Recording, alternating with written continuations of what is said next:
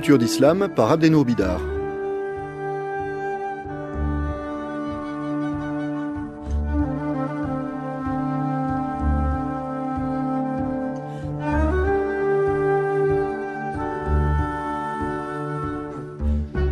Que savons-nous aujourd'hui en Europe de l'islam asiatique ? Notre représentation du monde musulman n'a-t-elle pas historiquement et presque invinciblement tendance à se limiter à l'ère de l'islam arabe, du Maghreb au Moyen-Orient ? Avons-nous donc conscience qu'il existe derrière ce monde arabe, au-delà vers l'Est, ce que le chercheur Marc Gaboriau a appelé très justement un autre islam, un islam souvent oublié non seulement par nos médias mais aussi par un certain nombre de réflexions qui nous parle des évolutions de l'islam contemporain sans toujours tenir assez compte de ce qui se joue ailleurs que du côté arabe ou moyen-oriental. L'Inde, le Pakistan, le Bangladesh sont les trois géants de cet islam d'Asie. Ils rassemblent près de 400 millions de musulmans sur les 1,2 milliard de musulmans de la planète, ce qui est énorme. Et comme le souligne encore Marc Gaboriau, le centre de gravité démographique du monde musulman se trouve donc dans l'Asie méridionale, qui, si l'on ajoute la Malaisie, l'autre pays musulman de l'insule Inde, au sous-continent indien et à l'Indonésie, comprend donc plus de la moitié des fidèles de cette religion. Mais cet ensemble est sans doute lui-même trop vaste pour qu'on l'aborde de façon globale. Nous nous concentrerons donc aujourd'hui de façon plus modeste et raisonnable sur l'islam pakistanais. La perception que nous en avons ici se limite en général à quelques images rapides, des foules en colère manifestant contre les caricatures du prophète, et à quelques informations de base, notamment le fait que depuis 2001, le Pakistan est un allié des États-Unis dans la guerre contre le terrorisme, et que ses relations avec l'Inde, depuis la partition de 1947, qui a vu la naissance des deux États, sont tendues, et cette tension étant d'autant plus dangereuse que les deux sont des puissances nucléaires. Mais à part ça, eh bien, je vous propose aujourd'hui de venir avec moi y voir d'un peu plus près, en compagnie de mon invité du jour, Alix Philippon. Merci de nous rejoindre aujourd'hui dans Culture d'Islam. On est sur France Culture, ensemble pour 1 heure. Vous êtes docteur en sciences politiques, vous êtes maître de conférences en sociologie à Sciences Po Ex, et vous êtes donc spécialiste du Pakistan, où vous avez vécu, je crois, plusieurs années dans le cadre de vos recherches. Absolument. Plusieurs années. 5 ans, à peu près. 5 ans.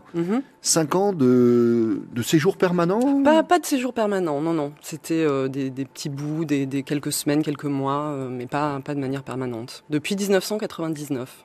Et alors je vous ai invité aujourd'hui à venir dialoguer avec moi dans Culture d'Islam à partir d'un ouvrage en particulier qui est paru en 2011 aux éditions Karthala de Sciences Po.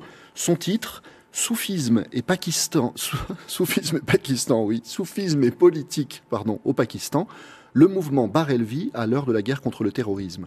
Alors il me semble que ce livre, qui donc je le redis est paru en 2011, est issu de votre travail de thèse, c'est bien ça ? Tout à fait. Et alors votre travail de thèse avait un titre savoureux, que je ne résiste pas tout de suite à livrer à nos auditeurs, qui était la politique du pire. Mais alors pire dans un sens que vous allez tout de suite nous expliquer. Tout à fait. Pire, PIR. PIR, voilà. Oui, et le pire en fait, c'est le terme qui est utilisé pour désigner dans le contexte indo-pakistanais, voire iranien, le cheikh soufi, le maître soufi. Le guide soufi, différents termes sont utilisés, on peut parler de mourchid, de cher aussi, mais effectivement c'est plutôt le terme pire qui dans le contexte indo-pakistanais va être utilisé pour désigner ces leaders religieux qui effectivement ont autour d'eux des disciples et continuent jusqu'à aujourd'hui à jouir de la vénération des populations pakistanaises. Alors ça, il en sera beaucoup question aujourd'hui. Et donc, le titre de votre thèse, La politique du pire, c'est un jeu de mots, mais c'est un jeu de mots tout à fait approprié parce que c'est bien de ça dont il s'agit. C'est-à-dire que justement, dans la période récente, les pires pakistanais ont pris une dimension politique où ils ont développé une activité politique et à travers eux, les confréries soufis, qui n'étaient pas forcément leur registre habituel d'existence dans la société pakistanaise. C'est bien ça ? Tout à fait. Alors, disons que cette politisation des confréries et des pires n'est pas tout à fait nouvelle. On a remarqué à travers l'histoire, et Marc Gaboriau, que vous mentionniez tout à l'heure, a beaucoup travaillé là-dessus. C'est un historien qui a effectivement travaillé sur certaines formes de politisation de confréries, notamment au XIXe siècle. Donc, ces formes de politisation du soufisme et des confréries ne sont absolument pas nouvelles, mais c'est vrai qu'elles ont pris, dans le cadre notamment de la guerre contre le terrorisme, des formes nouvelles, voire se sont carrément radicalisées. Or, habituellement, on perçoit le soufisme comme étant une forme d'islam mystique, apolitique, voire tolérant. Or, j'ai essayé de montrer dans mon travail comment des formes d'interaction existaient entre soufisme et politique, et notamment soufisme et islamisme. Oui. Ce qui est caractéristique, et c'est ce que vous expliquez aussi dans le livre de ce soufisme pakistanais, c'est le culte des saints. Tout à fait. Alors le culte des saints, au sens le plus large, pour donner à nos auditeurs une idée, il ne s'agit pas seulement de personnalités spirituelles du passé qui avaient leur vie durant déjà une dimension de sainteté. Il s'agit par exemple de gens comme Benazir Bhutto. Benazir Bhutto et son père. On rappelle que Benazir Bhutto a été la première femme Premier ministre dans le monde musulman, à la fin des années 80, si ma mémoire est bonne. Tout à fait. Ouais. Et donc, elle a un sanctuaire, et ce qui est d'ailleurs aussi le sanctuaire ou le mausolée de son père, oui. Zulfikar, c'est ça? Oui. Zulfikar.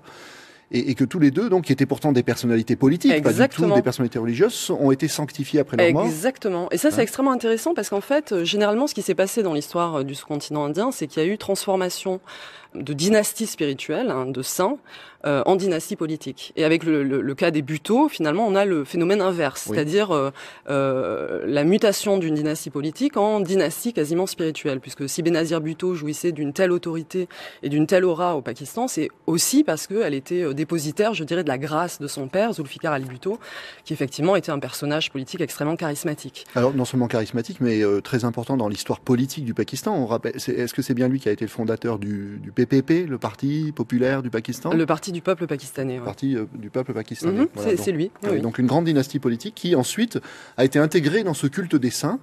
Donc on leur voue, une fois mort, une vénération particulière dans la grande tradition du culte des saints dont vous parlez. Alors, je vous propose qu'on entre directement là maintenant dans le vif de notre sujet. Votre thèse et votre livre sont consacrés aux mutations d'un mouvement qu'au Pakistan on appelle le mouvement Barelvi. Alors je pense que nos auditeurs sont pas du tout familiers de ce mouvement. Est-ce qu'il faut commencer par dire que c'est un mouvement... Alors d'abord, est-ce que le terme de mouvement est juste? Vous employez beaucoup de termes dans votre livre. Oui. Certainement, vous parlez de secte, mais évidemment pas du tout au sens péjoratif. Péjoratif français, pas du tout, effectivement. Voilà. Non. Et vous dites, pour situer l'importance de la chose, que ce sont à peu près 70% des Pakistanais qui seraient de tradition Barelvi. Oui. Enfin, de tradition barelvi. Disons, dans le cadre de l'Inde coloniale au XIXe siècle, différents mouvements de réforme ou écoles théologiques ont vu le jour.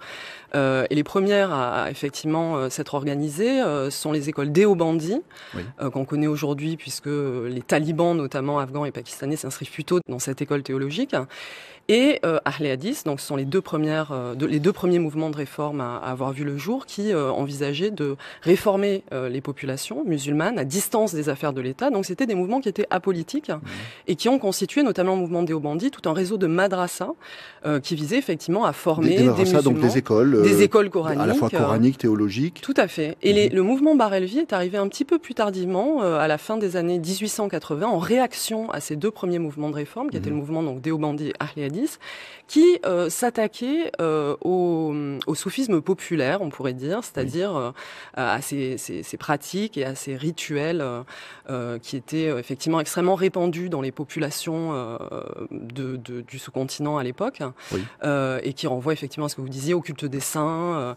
Et au cœur de ce soufisme populaire se trouvait effectivement le pir, donc le chef spirituel, qui était gardien de sanctuaires, où notamment étaient enterrés les pieux aïeux, donc les saints soufis du passé.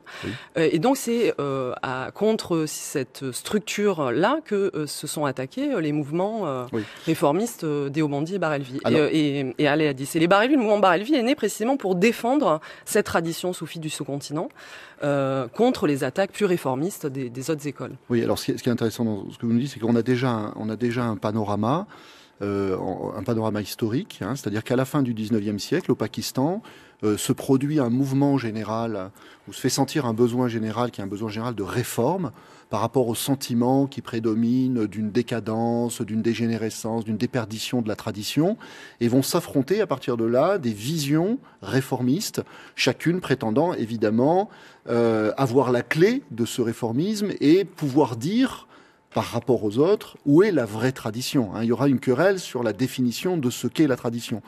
Pour les Barelvi, la tradition, c'est le culte des saints dans une dimension soufie.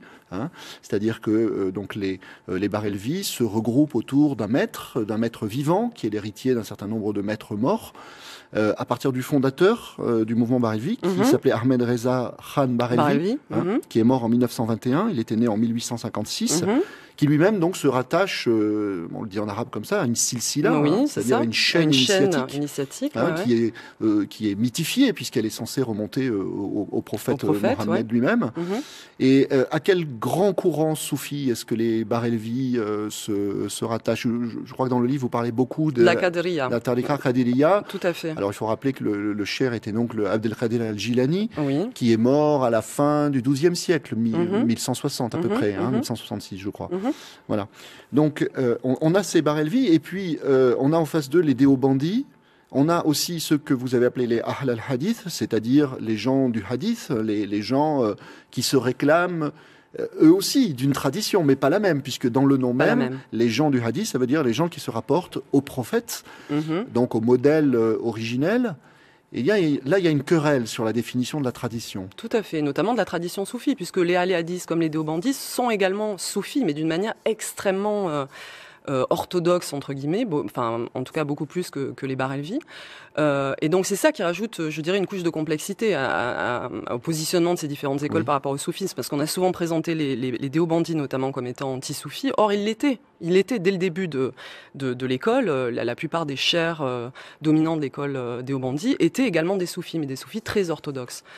Donc on voit qu'effectivement, il y a des interprétations concurrentes entre ces écoles, notamment sur le statut du prophète Mohammed. Et notamment pour les Barelvi, le prophète étant une sorte de surhomme qui possède des qualités extra-quotidiennes, surhumaines. Extra-quotidiennes. Extra-quotidiennes, mais ça c'est un terme que Weber utilise quand il parle de l'autorité charismatique, c'est pour ça que je l'utilise. Comme il dit à un autre moment, c'est extra-mondain. Ah oui, extra ou intramondain pour le coup. Là, on va parler du soufisme intramondain. Mais pour les Barelvi, effectivement, le prophète a un statut extraordinairement privilégié. Et, notamment, ils en ont presque fait, selon le terme d'une des grands spécialistes du mouvement historique Barelvi, ils ont fait du prophète un deuxième dieu après Dieu lui-même. Donc il y a une vénération extrême du prophète Mohammed chez les Barelvi qui est jugée un petit peu excessive par les autres écoles théologiques, notamment les Déobandis et les Ahl hadith, qui considèrent le prophète comme étant un homme exceptionnel certes, mais un homme.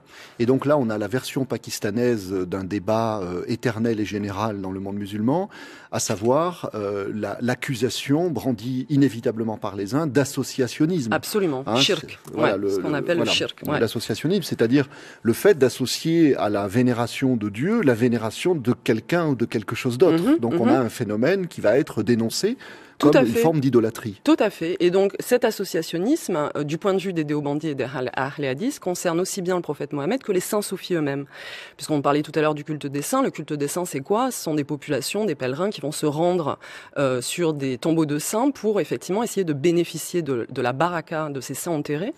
La baraka étant, on le sait, cette grâce bénéfique d'origine divine, dont les soufis sont supposément porteurs, notamment du fait de leur proximité avec Dieu, et qu'ils peuvent ensuite redistribuer autour d'eux, notamment à leurs disciples. Donc la plupart des pèlerins se rendent sur ces tombeaux pour effectivement bénéficier de la baraka du saint, pour faire des vœux, pour demander effectivement un emploi, un enfant, etc.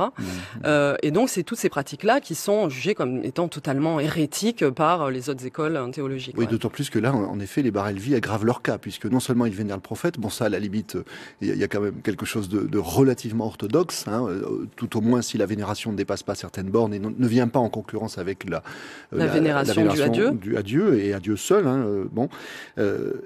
Mais ils aggravent leur cas puisqu'ils vénèrent toute une lignée de saints. Donc il y a une démultiplication des objets de vénération. Et comment est-ce que ça se produit? Parce que vous dites donc il y a des sanctuaires, il y a des pèlerinages. Oui. Est-ce qu'il y a aussi quelque chose qui se fait plus au quotidien dans la maison ou dans le lieu de culte local, avec par exemple des autels particuliers qui pourraient être dédiés à un saint?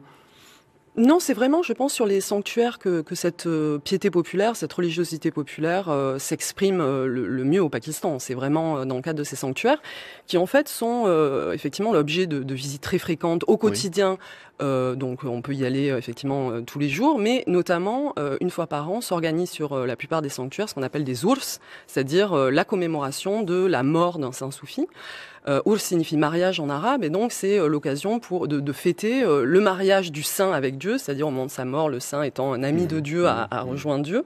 Et donc chaque année, sur les sanctuaires, des Urs sont organisés, et ça donne effectivement lieu à des festivals extraordinairement colorés, vivants, mais qui, depuis quelques années, ont connu un certain déclin du fait notamment des attaques talibanes sur les sanctuaires soufis qui ont fait énormément de victimes. Donc la peur domine aujourd'hui, effectivement. Alors, je vous posais la question de l'éventualité d'hôtels particuliers, parce que c'est quelque chose qu'on retrouve beaucoup dans différentes religions asiatiques. Qu'on trouve dans l'hindouisme, qu'on retrouve également dans le confucianisme, qu'on trouve dans le bouddhisme, cette pratique des petits hôtels familiaux. Le fait que le Pakistan soit situé dans cette aire géographique n'a pas eu d'influence, manifestement, à travers une certaine configuration même, je dirais, de l'espace social local ou de l'espace familial. Non, pas Est-ce qu'il y a, par exemple, hôtels, ne serait-ce que des portraits de saints ou... Alors souvent, oui. Alors certainement, bien sûr, il peut y avoir des portraits. Si vous êtes disciple d'un cheikh, il est fort probable que vous ayez un portrait de votre maître soufi chez vous. Ça, notamment, j'ai pu l'observer chez les membres d'une organisation sur laquelle j'ai travaillé, qui a été fondée et qui est dirigée par un leader charismatique, qui est lui-même un soufi, qui s'appelle Taïroul Kadri. Effectivement, son portrait peut être retrouvé chez les membres de cette organisation. Parce que ça aussi, c'est un grief en général qui est fait contre les soufis. C'est-à-dire qu'il y a une accusation, encore une fois, d'associationnisme, d'idolâtrie, lorsque le portrait, on sait le statut difficile de l'image sainte en islam. Donc souvent, les soufis, effectivement, sont accusés d'avoir des portraits de maîtres, ce qui est considéré comme vraiment absolument hétérodoxe ou hérétique par autrui. Alors, vous dites quelque chose dans le livre qui est un petit peu étonnant.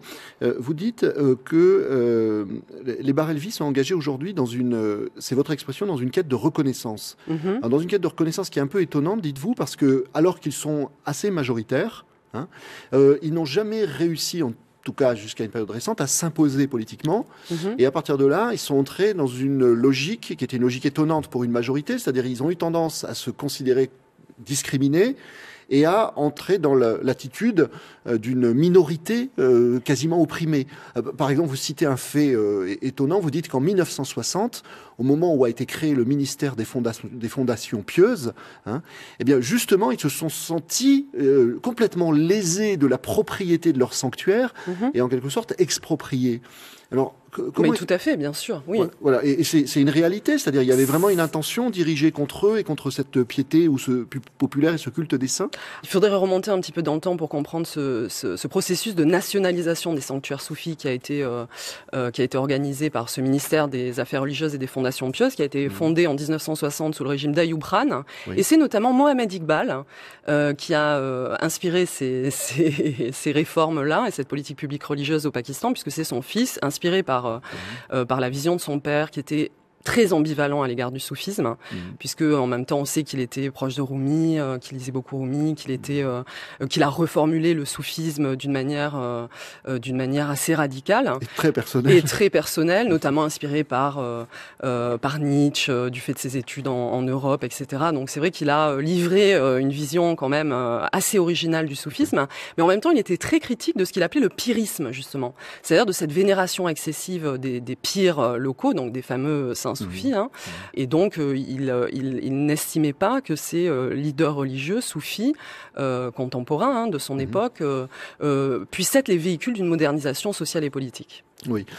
Donc il était extrêmement critique de ça, et son fils, le juge Javed Iqbal, a essayé de traduire en politique publique les représentations assez dépréciatives de son père en ce qui concerne le soufisme, et il a écrit un livre qui s'appelle L'idéologie du Pakistan, qui a directement influencé Ayoub Khan et qui a pris acte des recommandations que Javed Iqbal faisait dans son livre, et notamment une des recommandations, c'était de se débarrasser de tout ce leadership religieux qui était un obstacle à l'entrée du Pakistan sur la voie du progrès, de la modernité. Et D'où cette idée de nationaliser les sanctuaires soufis, autour duquel effectivement s'organisait le culte des saints et qui étaient des lieux d'éducation, de mobilisation, de socialisation extrêmement importants au Pakistan et qui étaient aux mains donc d'une classe soufie extrêmement influente, puisque pour la plupart les gardiens des sanctuaires étaient également des seigneurs féodaux, comme on les appelle au Pakistan, et pour beaucoup aussi des politiciens extrêmement influents. Et donc, pour casser un petit peu l'autorité des soufis, qu'ils retiraient notamment de ces sanctuaires et des terres adjacentes aux sanctuaires, le ministère des Affaires religieuses a donc décidé de nationaliser ces sanctuaires. Donc, de fait, les Barelvi, qui défendent ce culte des saints et cette forme d'islam qualifiée souvent de populaire, se sont sentis lésés et un peu assiégés.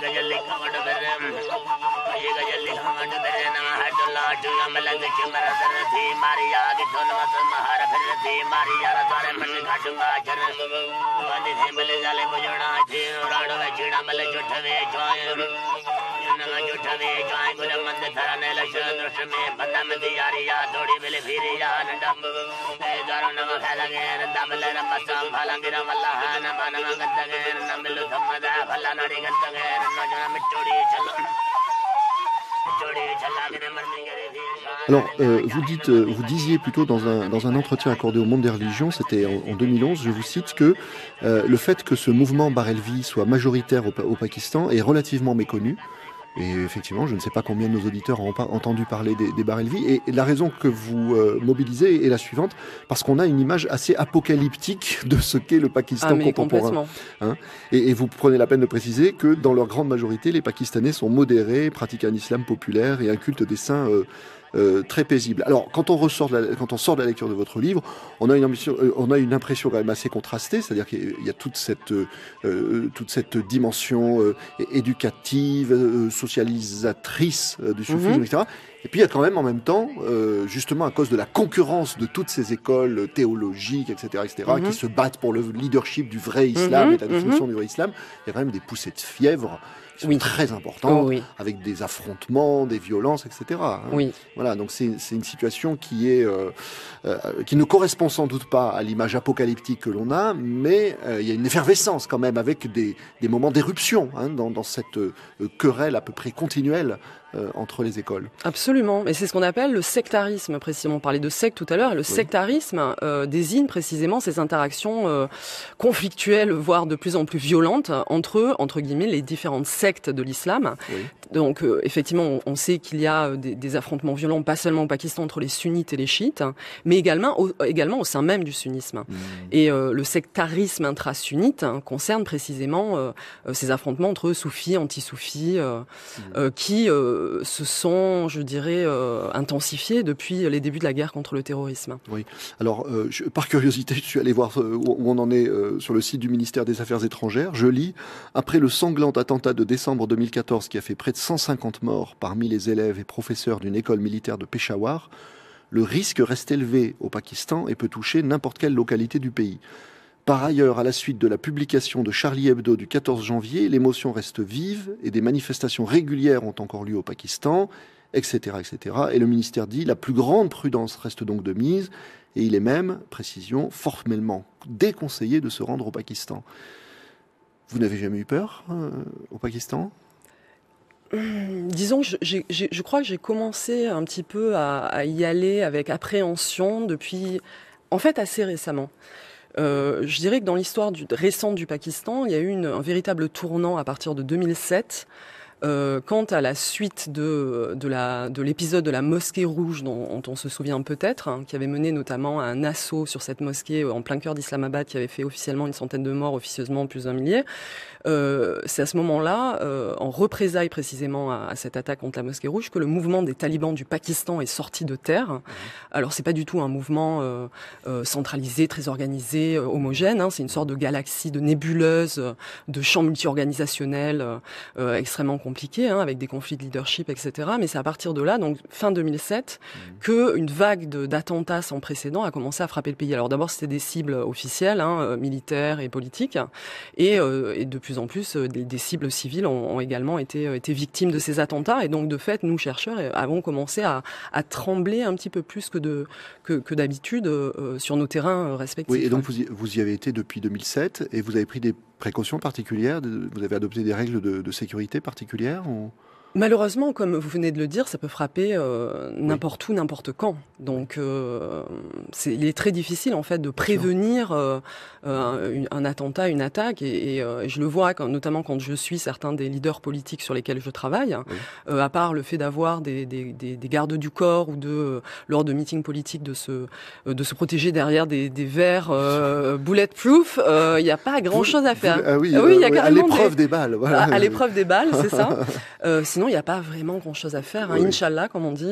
Oui, alors Inch'Allah. Et alors, une autre question, peut-être un peu personnelle, mais en tant que femme, lorsque vous êtes là-bas, comment est-ce que vous vous sentez considérée et qu'est-ce que vous observez de la situation des femmes au Pakistan ?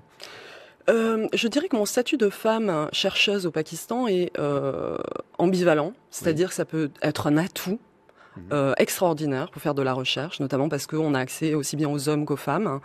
Donc je dirais que vraiment mon statut de jeune femme occidentale a pu être un atout pour mener mes recherches à bien. Et notamment en direction des femmes, c'est-à-dire vous pouvez accéder à la parole des femmes. À la parole des femmes. Quelquefois, notamment quand on s'attaque à des acteurs religieux, ça peut être plus difficile pour les hommes d'avoir accès à la parole des femmes, hein, puisque là on a affaire à des groupes qui sont souvent assez conservateurs. Oui, vous parlez du puritanisme, du rigorisme moral, je ne sais pas si on aura le temps d'aborder, qui des fois fait un peu froid dans le dos. Hein. Oui, donc notamment, je me souviens d'un entretien que j'avais fait pendant 3 heures avec le cadre d'une de ces organisations Barelvi Soufi et qui n'a jamais posé sur moi son regard. Parce qu'effectivement, c'est considéré comme étant un manque de respect à l'égard de la femme que de la regarder comme ça. Donc, on peut avoir des conversations quelquefois avec des hommes, des religieux, sans que jamais ils ne me regardent dans les yeux. Et ça m'a, à vrai dire, jamais vraiment posé de problème. Oui, donc là, c'est un atout, mais vous dites que ce n'est pas toujours un atout. Alors, c'est pas toujours un atout parce qu'au Pakistan, contrairement à d'autres pays où il y a des centres de recherche français, hein, il y a tout un ensemble, vous le savez, de centres de recherche au Moyen-Orient notamment. Au Pakistan, on n'a pas de centre de recherche. Donc, ce qui était difficile, je dirais, c'était le fait de se retrouver sans soutien moral et institutionnel et logistique sur place. Et comme on sait, le Pakistan est quand même une société patriarcale où une femme, jouit d'un statut qui est très lié à ses relations avec des hommes, avec son père, avec son mari, avec son fils, etc. Or, moi, en ce qui me concerne, j'étais un électron libre. Et c'est vrai que je n'avais pas vraiment de place sur la carte sociale pakistanaise. J'étais un petit peu illisible. Et c'est vrai que ça a pu compliquer quelquefois mes relations, puisque très souvent mes interlocuteurs avaient un petit peu du mal à me situer. Bien sûr. Et donc ça, et notamment, je dirais aussi qu'on est à notre insu quand on est une femme occidentale qui fait de la recherche au Pakistan. On peut être également l'objet d'enjeux qui nous dépassent totalement, d'enjeux symboliques, d'enjeux matrimoniaux, etc., qui peuvent nous dépasser, ou de pression. Et lorsque vous dites que vous récoltez plus facilement les paroles de femmes, qu'est-ce que vous avez récolté justement comme parole ? Essayez de nous faire ressentir un peu, comprendre concrètement la situation, la condition des femmes pakistanaises, qui est très variable, j'imagine. Extrêmement variable. Impossible en une phrase de résumer ça. Qu'est-ce qui vous a frappé en particulier, peut-être ? Ce qui m'a frappé, c'est que d'une part, à rebours de tous les clichés extrêmement simplificateur et un peu déformant qu'on peut avoir sur le Pakistan, et notamment sur la condition des femmes dans ce pays. Une fois de plus, il faut rappeler que le statut des femmes est très différencié selon les classes sociales auxquelles elles appartiennent. Et j'ai évolué, je dirais, dans la bourgeoisie urbaine lors de mes recherches, notamment à Lahore, Islamabad, et la plupart des femmes que j'ai pu rencontrer dans cette classe-là étaient des femmes extrêmement fortes, qui en fait s'inscrivait totalement en faux avec les représentations qu'on peut se faire généralement d'une femme pakistanaise. Donc la représentation comme quelqu'un qui est soumis à la volonté, à l'autorité de son mari. Oui, voilà, par exemple, ce cliché-là. Oui, tout à fait. On peut rencontrer au Pakistan des femmes extraordinairement libres, j'imagine qu'il y a une différence selon les milieux, non ? Bien sûr, ce que je vous dis, c'est très différencié selon les classes sociales.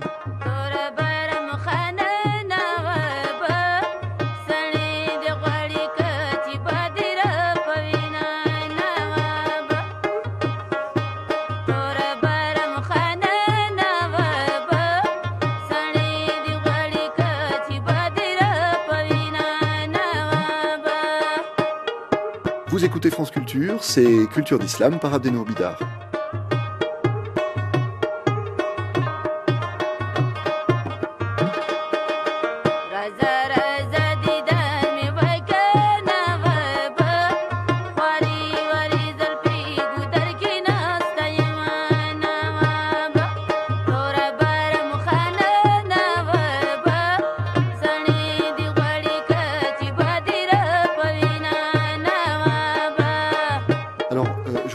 Maintenant à ce qui fait la particularité de ce mouvement Barelvi, c'est-à-dire le culte des saints, pour qu'on approfondisse un peu notre réflexion là-dessus. Il y a une lutte d'influence qui est à la fois religieuse et politique pour la définition du vrai islam et le magistère du vrai islam. Oui. Donc il y a quelque chose là qui a un double enjeu tout le temps, c'est-à-dire que la discussion qui consiste à savoir si le culte des saints fait partie de l'islam, fait partie de l'orthodoxie de l'islam ou pas, ça a un enjeu de magistère religieux mais aussi de magistère politique. Et on va avoir donc, d'après ce que j'ai compris de votre livre, une saturation continuelle de la discussion et du débat, chacun essayant de l'emporter sur l'autre à travers des argumentations, des séries d'argumentations. Et par exemple, vous citez un livre d'argumentation en faveur de ce culte des saints qui a été écrit en 2001, qui a été publié à Lahore par Tahir Ul-Qadri, qui est... alors j'aimerais que vous nous parliez d'abord de cet homme qui est manifestement le principal leader Barelvi aujourd'hui, qui a eu un charisme a priori assez impressionnant et une aura, une envergure sociale très importante. Oui. Alors déjà, il faut rappeler qu'on parlait de magistère, vous parlez de magistère. Le problème en islam, c'est qu'il n'y a pas de magistère suprême, et donc dans le cas notamment du Pakistan, qui a été créé au nom de l'islam, il y a eu une fragmentation de l'autorité, puisque tout le monde finalement estime qu'il a voix au chapitre pour dire ce qu'est le vrai islam. Et cette fragmentation de l'autorité a mené effectivement à des affrontements rhétoriques au début et ensuite armés relativement violents entre différents acteurs religieux. En ce qui concerne Tahir Ul-Qadri, effectivement, Tahir Ul-Qadri est un de ces leaders Barelvi parmi les plus influents du Pakistan. C'est donc un soufi, un docteur de la loi, un alim comme on dit, un politicien, un intellectuel Barelvi, qui a fondé en 1981 une organisation qui s'appelle le Minhajul Quran, qui était avant tout une ONG, une organisation de réforme de l'islam d'inspiration soufie, mais qui n'était pas à l'origine politique. Et qui est aujourd'hui d'ailleurs un des groupes Barelvi les plus influents du Pakistan, et c'est également un groupe transnational qui a des branches à l'étranger, notamment en France. On a beaucoup ici à Paris de membres du Minhajul Quran. Vous travaillez sur eux à Paris, c'est-à-dire j'ai pas travaillé de manière très approfondie sur les Pakistanais de la diaspora, mais j'envisage de passer plus de temps effectivement à Paris pour m'intéresser à ces divers groupes.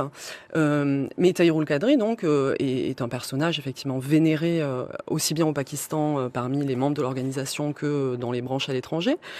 C'est un leader Barelvi qui notamment a beaucoup fait parler de lui récemment, puisqu'il a organisé à Islamabad 2 mobilisations massives en 2013 et en 2014. La dernière, donc, c'était l'été dernier à Islamabad.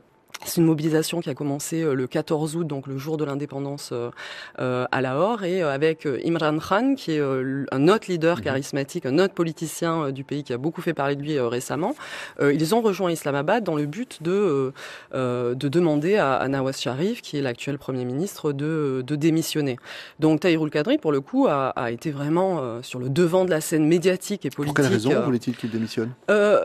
Pour plusieurs raisons. Alors, Imran Khan et Tahirul Qadri n'avaient pas tout à fait les mêmes raisons. Hein. L'objectif était le même, mais les raisons n'étaient pas tout à fait les mêmes. Pour ce qui est d'Imran Khan, il se plaignait notamment de cas de fraude massive lors des élections générales de 2013. Élections qui finalement n'ont pas porté son parti au pouvoir, qui a été confiné dans une position de marginalité très longtemps, mais qui, lors des dernières élections, est sorti troisième des urnes. Quant à Tahirul Qadri, donc Imran Khan voulait effectivement un recompte des voix et se plaignait des fraudes électorales lors de ces élections générales. Et en ce qui concerne Tahirul Qadri, en fait, il s'est mobilisé pour demander une investigation dans une tuerie qui a eu lieu à Lahore et qui aurait fait une quinzaine de morts parmi les membres de son organisation en pleine nuit. La police a effectivement tiré sur la foule et a fait plusieurs victimes. Donc Tahirul Qadri demandait justice très légitimement. Oui. Alors là, ce qui est intéressant, c'est qu'on voit qu'on est continuellement dans le religieux et dans le politique. Dans le politique, tout à fait. En même temps. Et alors sur le plan religieux, je vous parlais de cet ouvrage que Tahirul Qadri a publié en 2001. Il argumente la théorie, qui est la théorie que vous présentez très bien dans le livre, qui légitime, ou qui est censée en tout cas pour les Barelvi légitimer le culte des saints, qui est la théorie de ce que vous appelez l'intermédiation et la sollicitation de l'aide.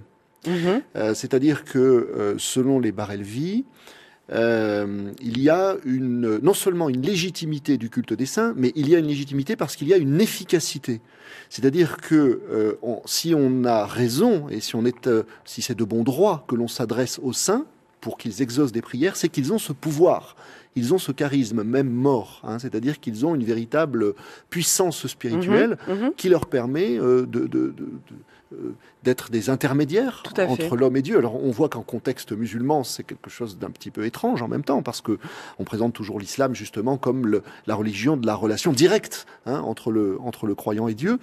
Et il y a ici, là, un point central de cristallisation et de crispation et de contestation entre les déobandis d'un côté, les Ahl al-Hadith dont vous avez parlé, et puis les Barelvi, parce que tous les autres leur contestent cette idée que le saint aurait justement un pouvoir d'intermédiation. Oui, et en fait, du point de vue de Ahmad Reza Khan Barelvi, le fondateur de l'école Barelvi, il est impossible d'atteindre le prophète et Dieu si on n'a pas un pire. Donc si on n'a pas un soufi... donc une idée typiquement soufie. Une idée typiquement soufie. Et effectivement, cette idée d'intermédiation fait état du statut privilégié de ces soufis, donc qui, de part du fait de leur proximité avec Dieu, peuvent notamment, dans des cas extrêmes, ouvrir les portes du paradis à leurs ouailles au moment du jugement dernier. C'est aussi pour ça qu'ils jouissent auprès de leurs ouailles, effectivement, d'un prestige inégalé. Bien sûr. Alors, je vous citant Tahirul Qadri. Alors, vous dites d'abord, je trouve que vraiment l'expression est très intéressante, les hommes, ces hommes saints, posséderaient ce que vous appelez un pouvoir dérivatif qui leur vient de Dieu. Et Tahirul Qadri dit, je le cite donc, ce que l'acte d'intermédiation semble indiquer et prouver n'est pas un déni du pouvoir absolu de Dieu, il ne fait qu'affirmer le pouvoir dérivatif ou réflexif de ses créatures, et une fois de plus, ce pouvoir est conféré sur les intercesseurs, le prophète, les saints, par Dieu lui-même. Et vous dites, la sollicitation d'un intermédiaire est présentée de manière à la fois orthodoxe et pragmatique. J'ai beaucoup aimé le pragmatique. Pourquoi ? Parce que, je vous cite toujours, celui qui s'y adonne, c'est-à-dire donc qui s'adresse à l'intermédiaire d'un saint, ne saurait penser à cet intermédiaire que comme à un partenaire de Dieu. Et alors là, vous osez dire, l'intermédiation est une sorte de piston spirituel. Oui, c'est exactement ça, parce qu'en fait, ce que j'ai en tête, c'est une analyse qui est assez classique, qui est celle de la congruence entre le champ mystique et le champ politique, au Pakistan notamment, mais pas que, où on se trouve face à des féodalités politiques et religieuses qui sont le fait des mêmes acteurs politico-religieux que sont les pires. féodalité politique et religieuse, puisqu'on a à la fois, avec ces leaders politiques, des leaders, et ces leaders politico-religieux, des leaders qui sont des propriétaires terriens, des grands propriétaires terriens, qui sont donc des féodaux. Donc ce sont des patrons qui ont autour d'eux des clients. Donc il y a ce qu'on appelle la politique du patronage qui est à l'œuvre, notamment dans les zones rurales du pays. Et en même temps, donc, ces pires sont des intermédiaires avec Dieu, comme vous venez de le dire. Donc il y a à la fois des féodalités d'ordre politique et des féodalités d'ordre religieuse. Et donc là, ça renvoie à une sorte de cosmologie du monde traditionnel où ces pires et traditionnellement dans le sous-continent, c'est ce qui s'est fait, ces pires étaient des intermédiaires avec le pouvoir central, mais également avec Dieu. Donc ils étaient absolument des pivots à la fois de la structure du pouvoir au niveau local et de toute la cosmologie religieuse. Alors, oui, de la cosmologie, puis ça va très très loin parce qu'en réalité, le saint participe de la puissance de grâce divine. Oui. Donc il y a derrière, sur le plan ontologique ou existentiel, une conception du rapport entre l'humain et le divin qui est tout à fait particulière. C'est-à-dire que l'humain n'est pas seulement la créature soumise de Dieu, il peut prendre une part active de la puissance créatrice et de la puissance de grâce, que j'ai appelée la puissance de grâce du divin. Donc il y a vraiment ici quelque chose qui exauce, avec un H, qui exauce, c'est-à-dire qui élève l'homme à un rang quasi divin. Vous parliez tout à l'heure du statut absolument extraordinaire que les Barelvi prêtent ou attribuent au prophète, oui. Comme un deuxième Dieu. Alors, après Dieu, c'est une expression de Usha Sanyal qui a beaucoup travaillé sur le mouvement Barelvi historique, et c'est elle qui dit ça. Elle dit les Barelvi ont fait du prophète un deuxième Dieu après Dieu. Donc, ce qui suppose que il y a, et là aussi, c'est quelque chose qui est typiquement soufi, pour l'être humain, un projet d'éducation spirituelle, d'élévation spirituelle, allons peut-être jusque-là, se diviniser dans une certaine mesure, ce qui serait le cas de ces saints ou de cette personne prophétique. Est-ce qu'il y a un phénomène ici de divinisation ? Alors ça, c'est une énorme question extrêmement problématique. Mais disons que vous me remerciez de vous avoir posé. Je vous remercie du fond du cœur de m'avoir posé. Mais on sait, oui, que traditionnellement, certains soufis ont pu être suppliciés parce que ils auraient opéré une sorte d'identification avec Dieu. On connaît l'histoire de Mansour al-Hajj qui, dans un moment d'extase, aurait dit An al-Haq, je suis il a utilisé un des noms de Dieu. Je suis la vérité. Et où je suis Dieu, et donc il aurait été supplicié pour avoir dit ça. Et donc c'est une très très grande question à laquelle je me déroberai pour l'heure du fait de sa trop grande complexité.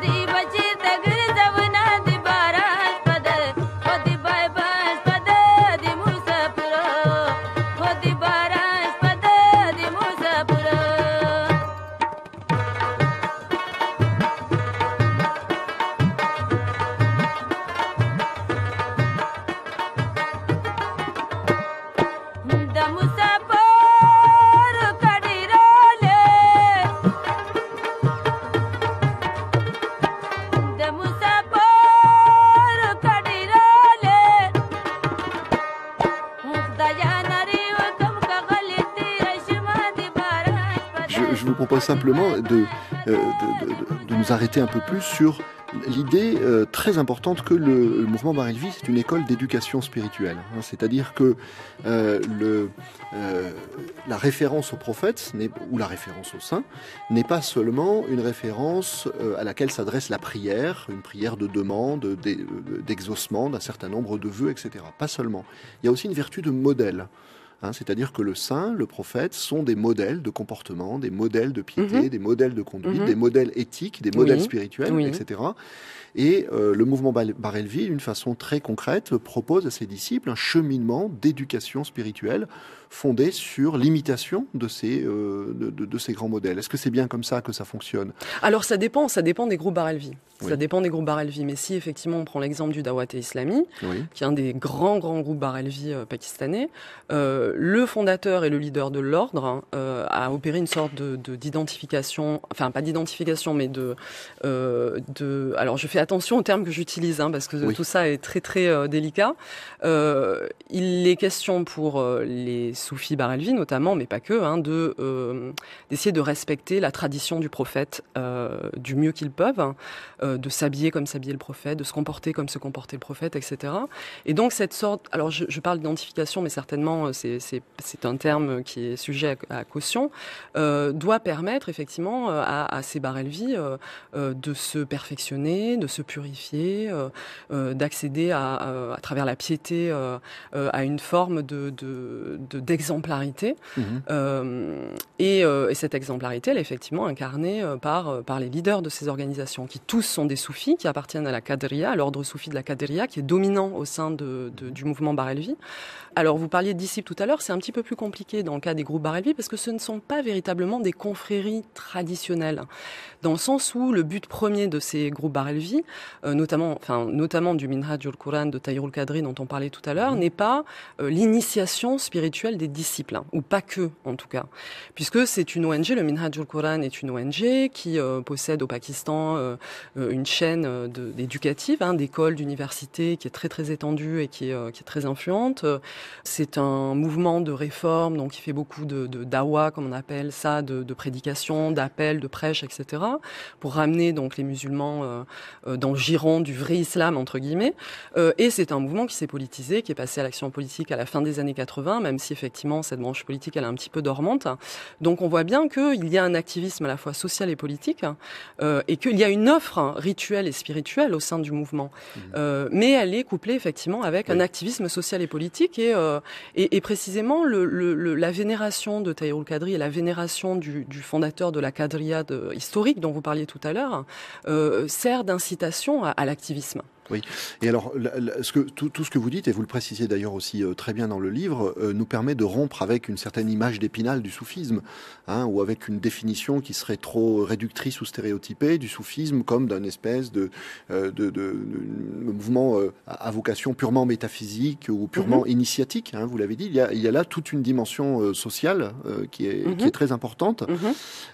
Alors, est-ce qu'on trouve néanmoins quelque chose chez les Barelvi qui ressemblerait de façon plus ou moins explicite à ce qu'on peut appeler ailleurs dans le soufisme une futuwa, c'est-à-dire une chevalerie spirituelle, toujours dans le sens de l'éducation intérieure dont je parlais. C'est-à-dire qu'on sait que dans un certain nombre de courants du soufisme, il y a ce thème de la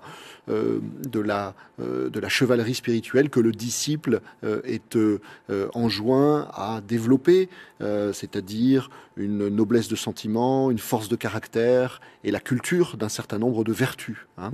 La grandeur d'âme, la générosité, le désintéressement, la droiture et le secours des faibles, et des opprimés. Il y a ces thématiques qui sont présentes là? Pas exactement dans les mêmes termes. Il est effectivement question de réforme de soi. Il est question de grande djihad. Du grand djihad, c'est-à-dire de la guerre que l'apprenti, le disciple soufi est censé mener contre son ego. Donc ça, c'est effectivement une thématique qu'on retrouve dans toutes les traditions mystiques du monde. C'est pas exclusivement lié au soufisme, mais bien évidemment, quiconque s'engage sur le chemin soufi va être engagé à mener une guerre, une lutte sans répit contre les aspects les plus irrésolus de son moi. Et comme Rumi disait, il va être encouragé à nettoyer le miroir de son cœur et en enlever la rouille qui a fini par l'obscurcir. Et là, il y a quelque chose actuellement qui est assez caractéristique de l'engagement d'un certain nombre de jeunes gens, de jeunes femmes et de jeunes garçons dans ces mouvements soufis. C'est-à-dire qu'il y a, vous observez une véritable quête spirituelle qui se manifeste chez ceux que vous appelez des born-again Muslims. Hein. Vous citez par exemple le témoignage, vous racontez le parcours, je ne sais pas si vous pouvez nous en dire deux mots, d'un jeune homme qui s'appelle Sobhan, qui était un étudiant brillant, mais alors je dirais qu'il menait une existence complètement mondaine, matérialiste, horizontale, etc. Et puis qui a senti à un moment donné un vide dans son existence et le besoin d'entrer dans dans ce mouvement qui lui offrait la perspective de ce que vous venez d'appeler une réforme de soi. Oui, tout à fait. Alors, qu'est-ce qui s'est passé? Comment est-ce que vous expliquez ce qui semble être vraiment justement un profil très caractéristique aujourd'hui d'engagement spirituel?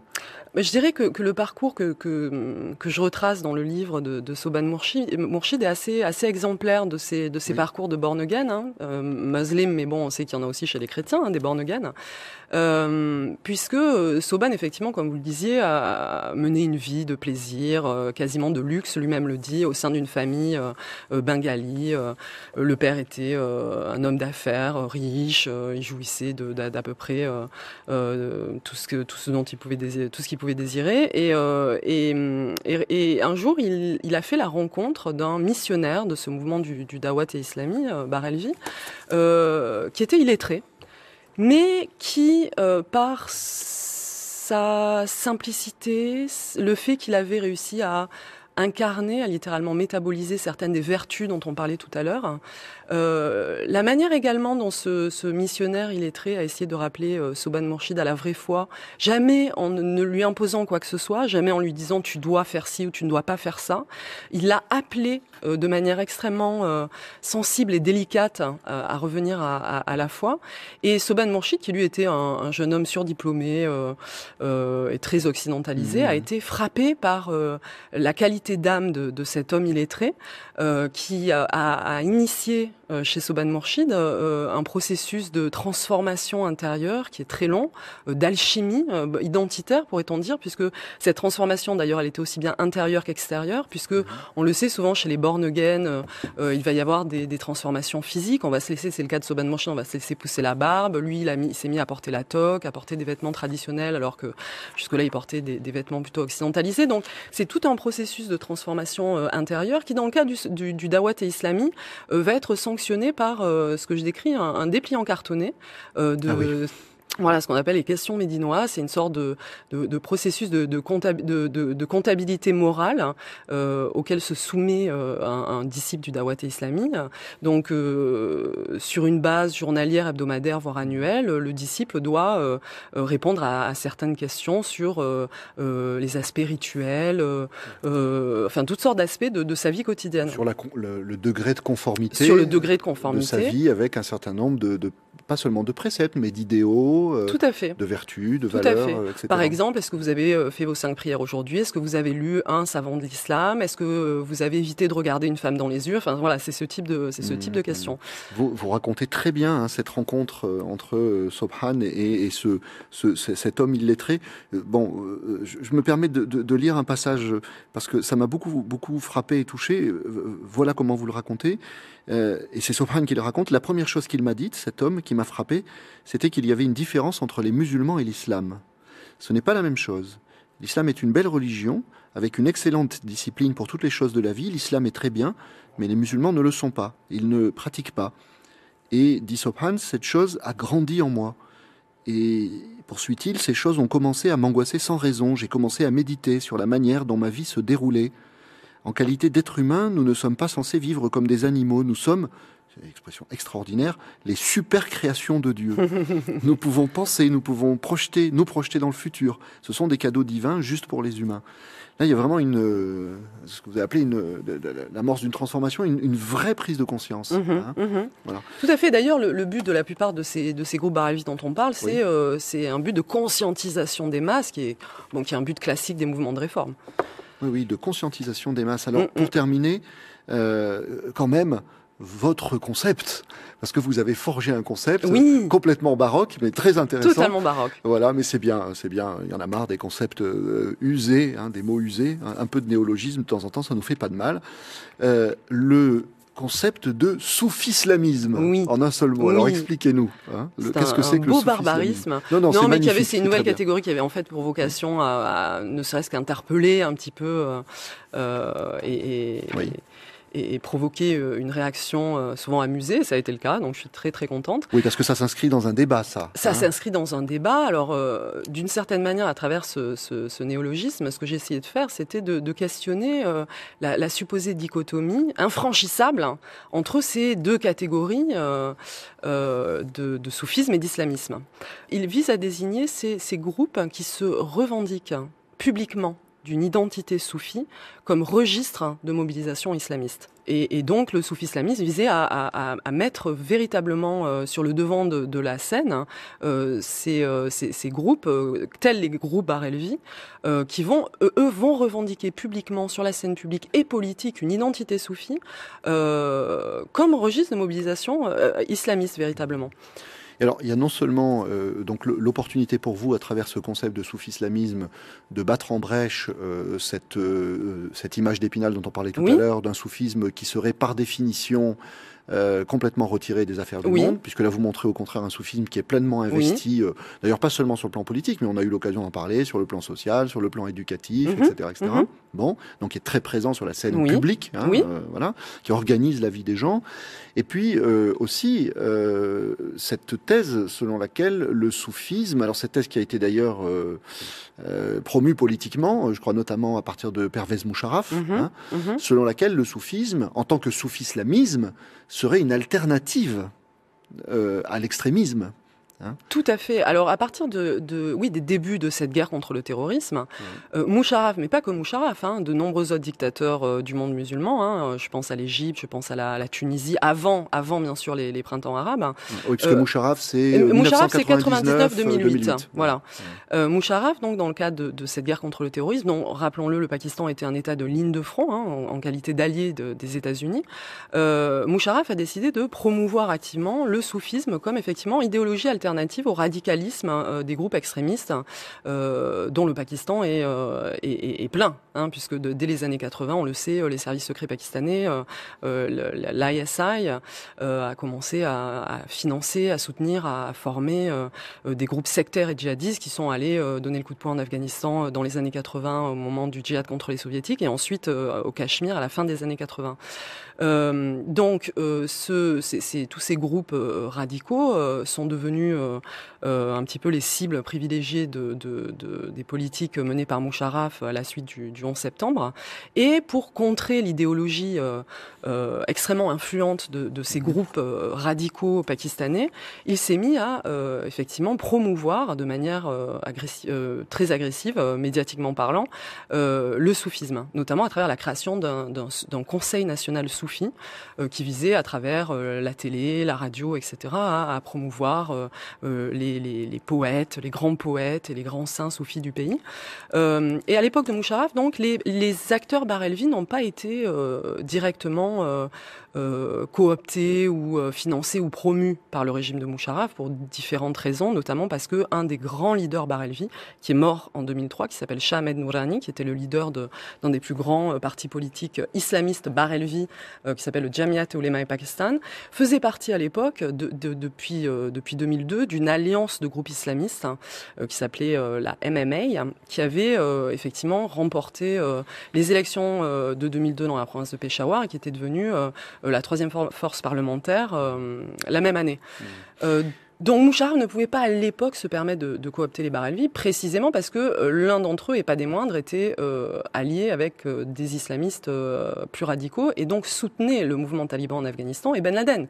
Donc ça posait des questions, des problématiques insurmontables. Ça n'est que quand le parti du peuple pakistanais est arrivé au pouvoir en 2008 que là, très explicitement, le gouvernement a décidé de coopter les acteurs Barelvi et de les instrumentaliser d'une certaine manière, de manière à donner de la force et d'avoir un soutien institutionnel solide pour mener cette guerre contre les extrémistes pakistanais. Alix Philippon, merci beaucoup. On arrive déjà. Merci. On arrive déjà. Eh ben, écoutez, c'était un plaisir. On arrive déjà au terme de cette émission. Merci d'être venu nous parler aujourd'hui de cet islam pakistanais, de cet autre islam qu'on ne connaît guère ici. C'était Culture d'Islam par Abdenour Bidar, à la coordination Dominique Compétissa, à la prise de son Pierre Monteil et à la réalisation François Connac.